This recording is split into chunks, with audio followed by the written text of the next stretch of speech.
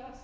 चलो देखो, यहाँ पे मैंने आपको बता दिया था लास्ट टाइम तक कि all the alkalis are bases but all the bases are not alkalis, ये मैंने आपको बता दिया था लास्ट टाइम पे। फिर यहाँ पे ये बहुत इंपॉर्टेंट है आपका कि all the bases do not dissolve in water, ठीक है, all the bases do not dissolve in water and alkali is a base that is dissolve in water. तो ये सिंपली वही है जो मैंने आपको बताया that all alkalis are bases but all bases are not alkalis. Never taste और touch them as they can cause harm, ठीक है, कोई भी अल्कली या फिर किसी बेस को हम डायरेक्टली नहीं टच कर सकते हैं क्योंकि वो हार्म पहुंचा सकते हैं हमको, ठीक है। कॉशन है ये, प्रिकॉशन जिसको कहते हैं, ठीक। अब यहाँ पे देखिए नेक्स्ट है, now we have identified that acid generate H+ and bases generate OH-। अब हमको फाइनली यहाँ पे पता चल चुका है कि एसिड जो है वो H+ जनरेट करते हैं और बेसिस जो है वो OH- जनरेट करते हैं, ठीक है। ये बेसिक एक हम लोग को पता चल गया है, ठीक है। अब यहाँ पे देखिए बेटा, यहाँ पे मैं आपको बताऊंगी, हाँ यहाँ पे देखो जैसे बेस है NaOH, ठीक है, NaOH है तो ये OH रिलीज करेगा, Na+ और OH-। एसिड है HCl है तो it will release H+ and Cl-, तो H+ हो जाएगा तुम्हारा। तो सभी सारे एसिड H+ जनरेट करेंगे और सारे बेसिस OH- जनरेट करेंगे, ठीक है। एसिड प्लस बेस की सॉल्ट और वाटर जो रिएक्शन बना हुआ है, ये रिएक्शन कैसे बनेगा ये आपको बताना था, ठीक है। रिएक्शन देखो मैं बता दे रही हूँ यहाँ पे कि इस रिएक्शन का फॉर्मेशन जो दिया हुआ है कि एसिड प्लस बेस की सॉल्ट एंड वाटर किस तरह से होगा। इसके बाद इन्होंने एसिड का रिएक्शन मेटल हाइड्रोक्साइड के साथ भी कराया है, ठीक है, MOH के साथ भी कराया है। तो किस तरह से फॉर्मेशन होगा आपका सॉल्ट और वाटर का एक्सचेंज,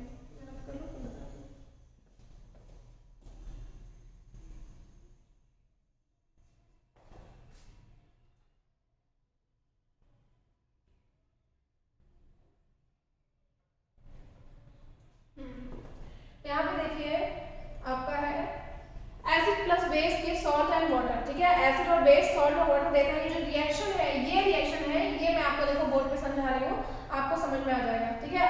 एसिड, ठीक है, कोई भी एसिड ले लीजिए, जैसे एसिड है आपका बेटा, ठीक है,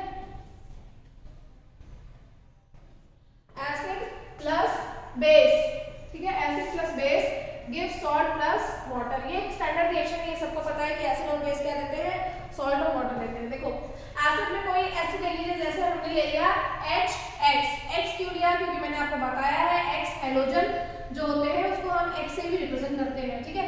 तो उन्होंने बेसिकली जो एसिड लिया होगा वो HCl लिया होगा, HBr लिया होगा, HI लिया होगा, इस तरह से करके उन्होंने एसिड लिया होगा, ठीक है। एसिड हमारा HX है प्लस बेस इन्होंने क्या लिया, MOH ले लिया, बेस इन्होंने क्या ले लिया, MOH ले लिया, ठीक है।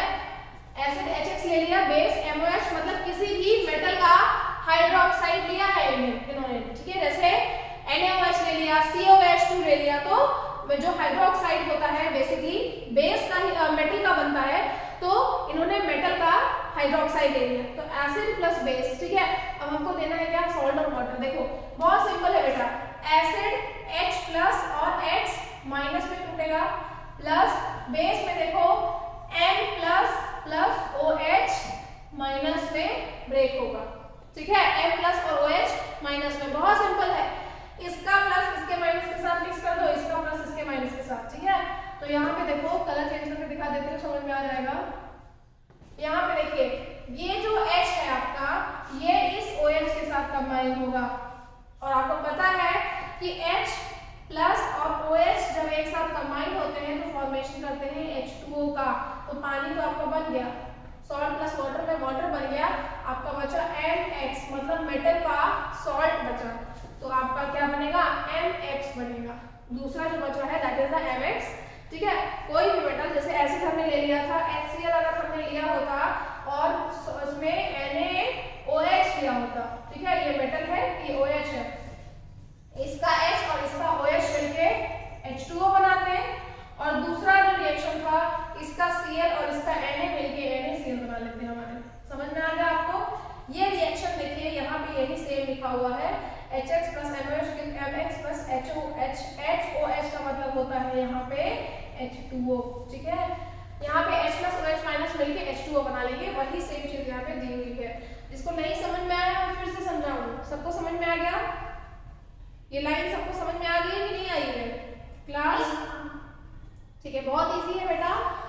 अब पेशेंस रखिए, बस आप लोग सब लोग अच्छा कर लेंगे, ठीक है? बस पेशेंस रख के पढ़ते जाओ। Let us see what is involve in water is mix with acid. इससे एक क्वेश्चन आता है आपका, इससे एक क्वेश्चन कंपलसरी आएगा। जहां से आएगा मैं आपको बता देती हूँ। जो क्वेश्चन आपका बनता है वो आपका यहाँ से बनता है, देखो यहाँ से। The acid must always be added slowly to the water with constant stirring. If the water is added to the concentrated acid, the heat generated may cause the mixture to splash out and cause the burn. ठीक है, तो यहाँ पे ये question यहाँ से पूछा जाता है। क्वेश्चन क्या पूछा जाता है कि why the acid must be added in water, not water in acid. Acid को हम वाटर में क्यों ऐड करते हैं? ठीक है, तो एसिड को जब भी पानी में मिलाया जाएगा, एसिड को पानी में मिलाया जाता है, ना कि पानी को एसिड में।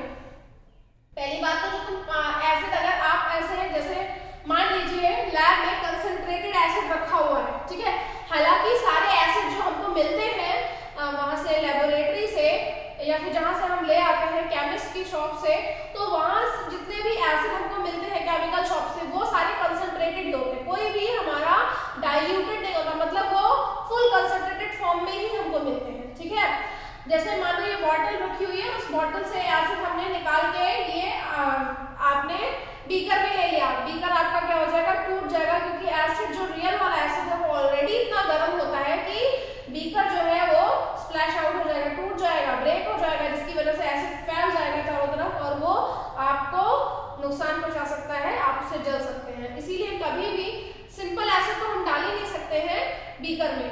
तो क्या होता है, अब बीकर में नॉर्मल एसिड भी डाल सकते हैं, तो एसिड डालकर पानी में डालने का कंसेप्ट ही खत्म हो गया। समझ में आया कि नहीं आपको? जैसे बहुत बच्चे इस बात में बहुत कंफ्यूज रहते हैं कि पानी में एसिड मिलाएंगे कि एसिड में पानी मिलाएंगे। ठीक है, इतना सोचना ही नहीं है। एक कंसेप्ट सीरियस ये सोच लो कि एक खाली बीकर ले लेंगे हम, और खाली बीकर में अगर हम एसिड डालेंगे बेटा तो क्या होगा, उस केस में हमारा बीकर ही टूट जाएगा, चाहे पानी रहे चाहे ना रहे, क्योंकि जो एसिड आता है वो फुल कंसंट्रेटेड फॉर्म में रहता है, जिसकी वजह से वो इतना हॉट होता है, इतना गर्म रहता है वो कि वो तुरंत ही बीकर में स्प्लैश आउट, जिसकी वजह से वो हार्म कॉज कर सकता है, जलन हो सकती है, हम जल सकते हैं उस पर्टिकुलर एसिड से। ठीक है, इसीलिए वाटर पहले बीकर में डाल लेते हैं, फिर उसमें थोड़ा थोड़ा एसिड कंटिन्यूअस स्टीयर करते हुए हम डालते हैं। इससे क्या होता है कि हमारा जो एसिड है वो किसमें कन्वर्ट हो जाता है? It is converted into the dilute. अगर एसिड कम होगा, वाटर ज्यादा होगा, then dilute acid will be there. अगर एसिड ज्यादा है और पानी कम है तो कंसंट्रेटेड एसिड होगा। पानी दोनों में रहेगा। ठीक है, पानी दोनों के केस में रहेगा। ठीक, यहाँ पे एक और लाइन बहुत इंपॉर्टेंट है। मिक्सिंग एन एसिड और base with the water result in the decrease in the concentration of ions H3O+ and OH- per unit volume. Such a process is called the dilution and the acid or base is said to be diluted. वही same चीज लिखी हुई है कि देखो simple सी चीज है बेटा, मैं आपको यहाँ पे बता दूं कि जैसे यहाँ पे देखो, जैसे किसी एसिड और बेस में पानी डालते हैं तो क्या होता है, क्यों उसका जो मतलब एसिड का जो कैरेक्टर है, जो बेस का कैरेक्टर है वो रिड्यूस हो जाता है। ठीक है, एसिड और बेस होता क्यों है? Because of the H+ and OH- ion. जितना H+ ज्यादा रहेगा, OH- जितना ज्यादा रहेगा, उसके अकॉर्डिंग वो एसिड और बेस की प्रॉपर्टी शो करता है। किसी भी एसिड में H+ बहुत ज्यादा रहेगा तो एसिडिक प्रॉपर्टी शो करेगा, किसी भी बेस में अगर OH- ज्यादा रहेगा तो बेसिक प्रॉपर्टी शो करेगा। मान लो एक एसिड कंसंट्रेटेड हमने लिया, HCl ले लिया, HCl में H+ का कंसंट्रेशन बहुत ज्यादा है, इसलिए एसिडिक है। ठीक है, अब इस H+ कंटेनर में हमने H2O मिक्स कर दिया, पानी मिक्स कर दिया। ठीक है, अब जब हमने इसमें पानी मिक्स किया तो water contain H+ and OH- ion. ठीक है, H+ और OH- आयन है इसके पास।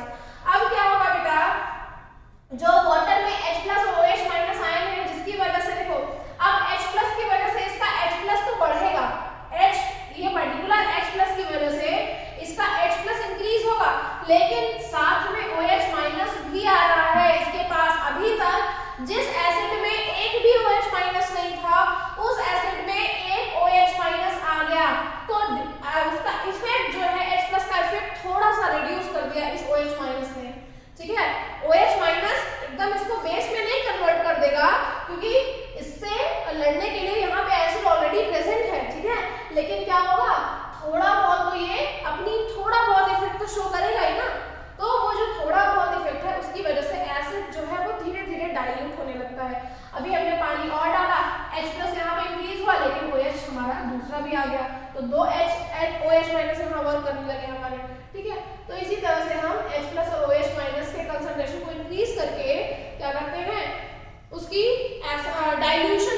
जो है वो इंक्रीज कर देते हैं, एसिड को हम डाइल्यूट बना देते हैं। इतना क्लियर है सबको?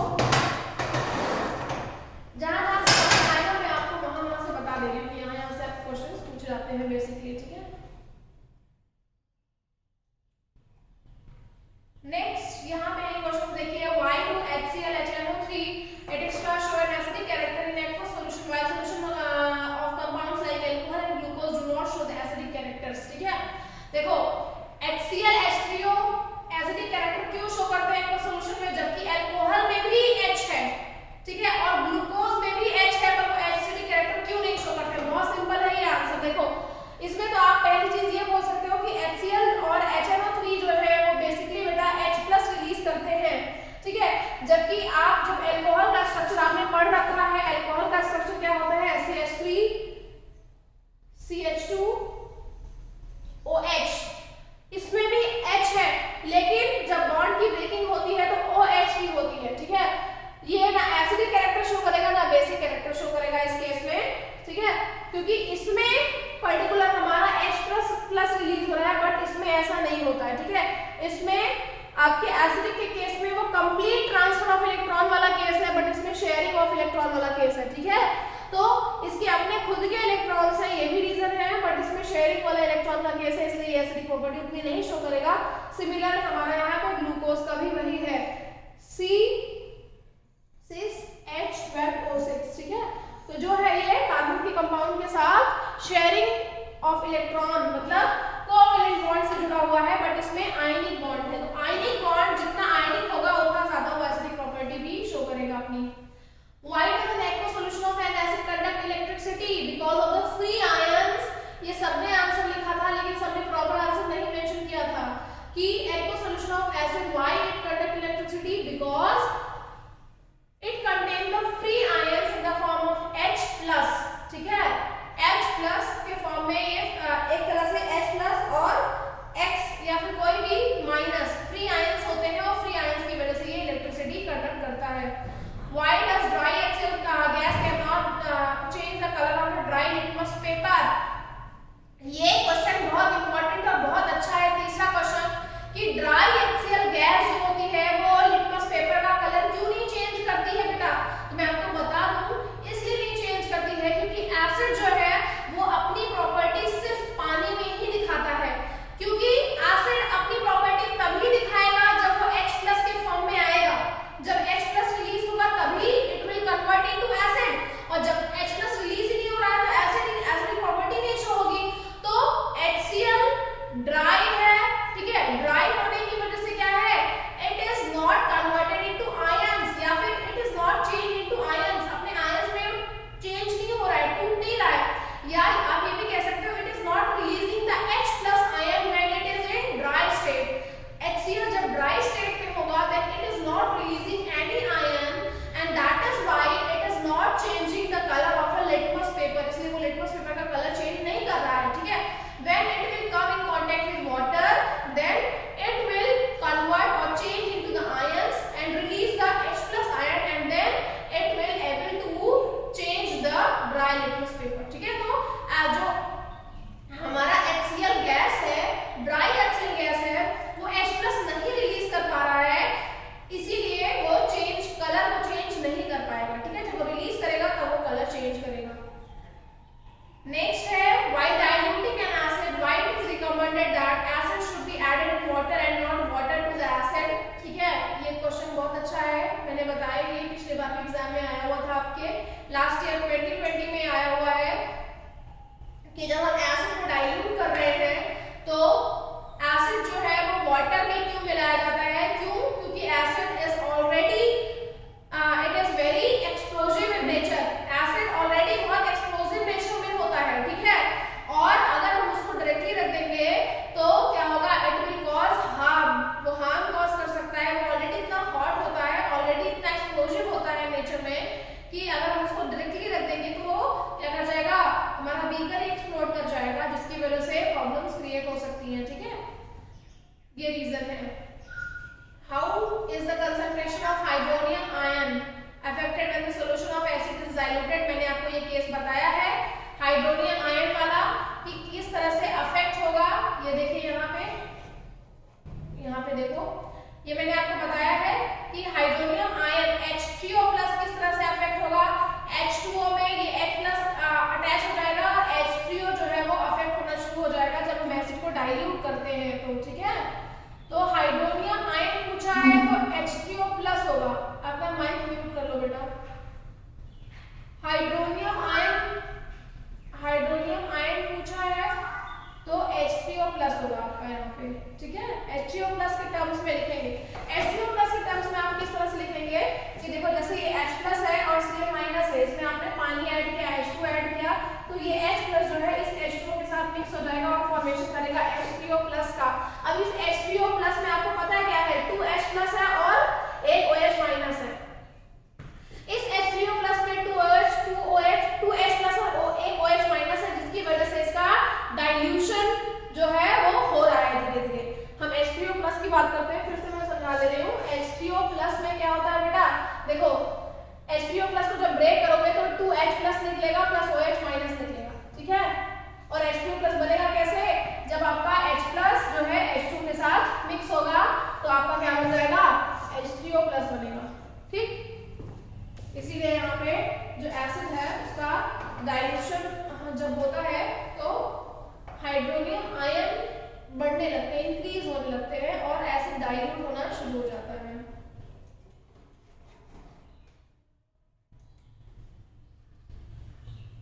How is the concentration of hydroxide, वही सेम सॉल्यूशन लिखा है।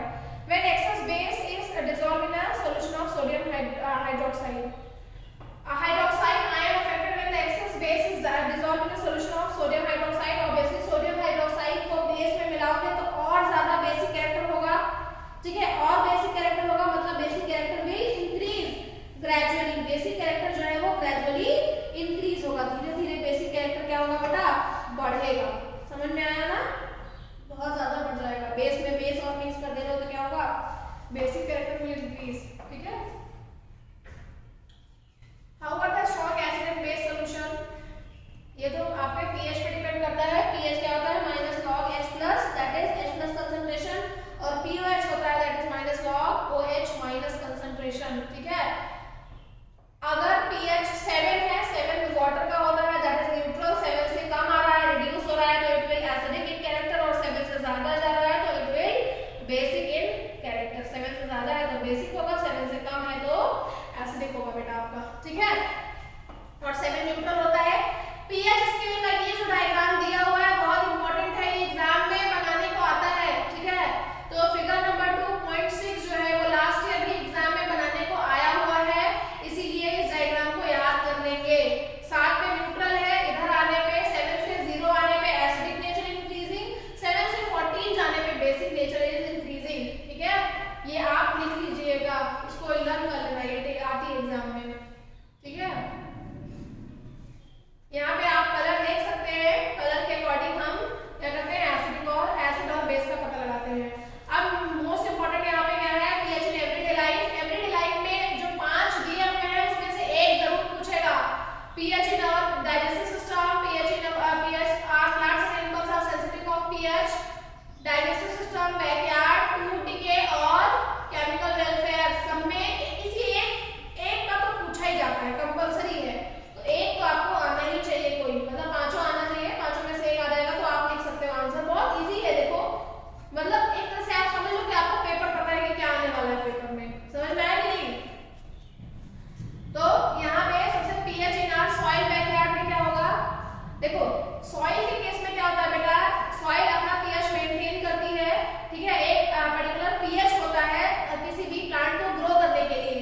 अगर वो pH हमारा डिसबैलेंस हुआ तो प्लांट का ग्रोथ जो है वो रुक जाता है। और डिसबैलेंस कैसे होता है pH हमारा, जैसे हम पॉलिथीन, प्लास्टिक्स, ठीक है, ये सब फेंक देते हैं, जिसकी वजह से pH हमारा क्या हो सकता है, सॉइल का डिसबैलेंस हो सकता है। या फिर हम बहुत ज्यादा फर्टिलाइजर यूज कर ले रहे हैं, फर्टिलाइजर कैसा वाला फर्टिलाइजर जो मैन मेड है, ठीक है, उसकी वजह से भी pH डिसबैलेंस हो जाएगा, जिसकी वजह से जो ग्रोथ है of the plant it will stop, the growth of plant will stop gradually, ठीक है। मैं हिंदी बता रही हूँ, अंग्रेजी में लिख लेना तुम लोग अपने से। pH इन डाइजेस्टिव सिस्टम, हिंदी जल्दी आ जाती है, इसे बता दे रही हूँ।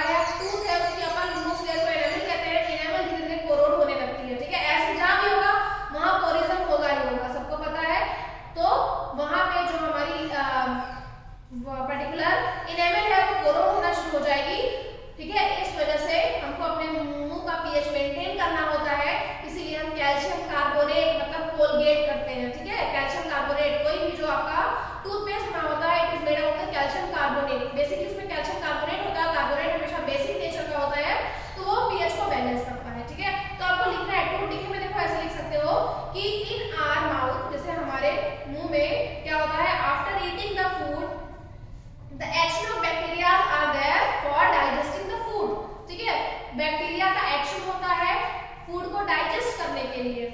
क्या होता है, through this the pH of mouth is decrease, जिसकी वजह से माउथ का जो पीएच है इट इज डिक्रीज फ्रॉम 5.5 से वो नीचे आ जाता है, डिक्रीज हो जाता है, जिसकी वजह से क्या होता है, टूथ डिके की प्रॉब्लम होती है। Enamel that is the hardest layer, आप अगर इनेमल लिखना चाहते हो अपने आंसर को अच्छा बनाने के लिए लिख सकते हो, नहीं लिखना चाहते कोई बात नहीं, आप सीधे सीधे लिख दो कि टूथ डिके स्टार्ट हो जाता है और उसको प्रिवेंट करने के लिए हम कैल्शियम कार्बोनेट का यूज करते हैं, दैट इज बेस का यूज करते हैं, और फिर मंजन करने के बाद खाना तो खा ही सकते हो कोलगेट करने के बाद, ठीक है। यहाँ पे आप देख सकते हैं by this way we can prevent the tooth decay, इस तरह से हम टूथ डिके को प्रिवेंट कर सकते हैं, सिंपल सा, ठीक है। Next self defence by the animal through the chemical welfare, इसमें आप जानते हो मधुमक्खी सबको काटी होगी, ठीक है, एंटी एसिड रिलीज होता है उस पे जब हम बेस कोई भी जैसे मिल्क ऑफ मैग्नीशिया या फिर sodium hydrogen carbonate baking soda उस पे अगर आप वो करते हैं, रब करते हैं, तो उस केस में आपको रिलीफ मिलता है क्योंकि वो एसिड होता है। एसिड वहां पे जैसे ही बॉडी पे सेल में जाएगा it will release the histamine, histamine release करेगा, histamine is the hormone, histamine एक हार्मोन होता है अदर हार्मोन्स की तरह पे जो आपको वहां पे रेडनेस, इचिंग और स्वेलिंग कॉज करता है। हिस्टामाइन का एक ही काम ही होता है, रेडनेस, स्वेलिंग और इचिंग कॉज करना, ठीक है, समझ में आया क्यों ऐसा होता है, ये भी मैं आपको बता देती हूँ, ये देख लो ताकि समझ में आ जाए, जिसके दिमाग में नहीं घुस रहा है उसके दिमाग में भी ये घुस जाएगी। केमिकल वेलफेयर में आप ये चीजें मेंशन कर सकते हैं, ठीक है, जिसको आता है वो मेंशन कर देगा, जिसको नहीं आ रहा है वो सीधे सीधे एंटी एसिड ही लिख देगा, ठीक है। जैसे ये सेल्स होती है हमारी, ठीक है, मान लो ये एक सेल है, तो अब क्या हुआ, जैसे मान लो बी जो है उसने क्या किया, एंटी एसिड रिलीज किया, ठीक है, उसने काटा और एंटी एसिड अंदर रिलीज हुआ। जब एंटी एसिड अंदर रिलीज होगा तो उस केस में क्या होगा, ठीक है, एंटी एसिड रिलीज होगा, ठीक है, एंटी एसिड जब रिलीज होगा, जब पर्टिकुलर सेल में जाएगा तो क्या होगा, अब जैसे हमारी बॉडी की तो एक सेल है नहीं, समझ लो इतने एरिया में बहुत सारी सेल्स पाई जा रही हैं, ये है, ये बहुत सारी सेल्स इतने एरिया में प्रेजेंट है, तो क्या होगा, जैसे ही इस पर्टिकुलर सेल में हिस्सा आपका क्या एंटी एसिड गया, जैसे ही एंटी एसिड अंदर जाएगा the other sales will start, यही आपकी जो सेल है ये रिलीज करेगी हिस्टामाइन, हिस्टामाइन रिलीज करेगी, तो हिस्टामाइन की वजह से इस इतने एरिया में क्या हो जाएगी, स्वेलिंग आ जाएगी, इतने एरिया में जब स्वेलिंग आ गई तो स्वेलिंग की वजह से यहाँ की जो ब्लड वेसल्स हैं वो ब्लॉक हो जाएंगी, यहाँ की ब्लड वेसल्स ब्लॉक हो जाएंगी, यहाँ पे रेडनेस आ जाएगी और इचिंग होने लगेगी, ठीक है। इचिंग से क्या होता है कि आपको उस जगह से थोड़ा बहुत ब्लड बाहर आएगा तो एसिड बाहर आता है, ठीक है, और वो पर्टिकुलर रेडनेस और स्वेलिंग दूसरी सेल्स को पास हिस्सा जो आपका एंटी एसिड है वो दूसरी सेल्स को पास ना हो इसलिए होता है, ठीक है, इसलिए हिस्टामाइन यहाँ पे रिलीज होती है, समझ में आया।